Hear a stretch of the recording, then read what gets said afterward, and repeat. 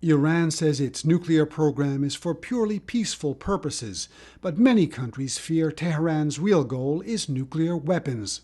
That's why Europe and America have just introduced even stronger sanctions meant to stop Tehran from exporting its oil. The United States government is trying to show the Iranian leaders that things are going to get worse and worse and worse for them until this nuclear impasse is resolved. So a lot of the U.S. Strategy is to show that more measures are going to continually be added, and that the longer that Iran waits until it accepts a compromise, the worse off Iran will be.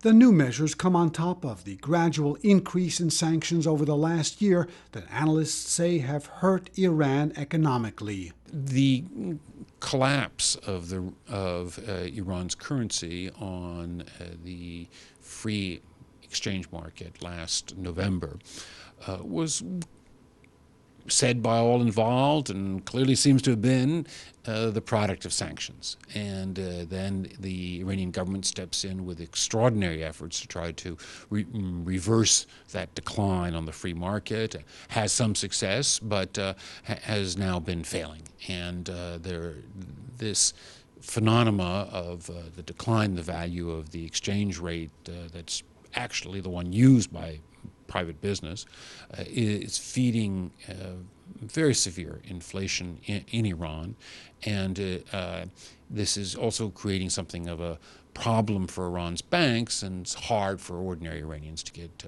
bank loans.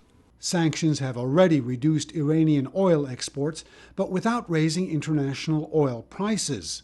Analysts say this has been possible due to the weak global economy and the policy of Saudi Arabia, along with Iraq and Libya, to increase oil production and make up for the shortfall from Iran.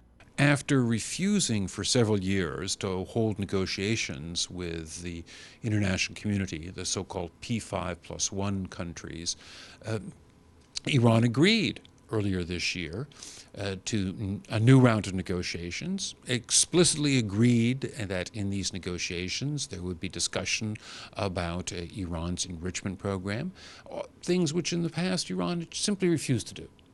And it's hard to come up with any explanation about why Iran did this that doesn't include sanctions. In other words, sanctions certainly played an important role in the Iranian decision to return to the negotiating table.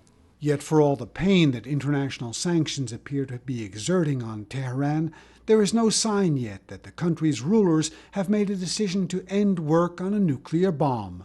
American officials say it may be several months before Iran feels the full impact of the new sanctions. But they say the message is absolutely clear.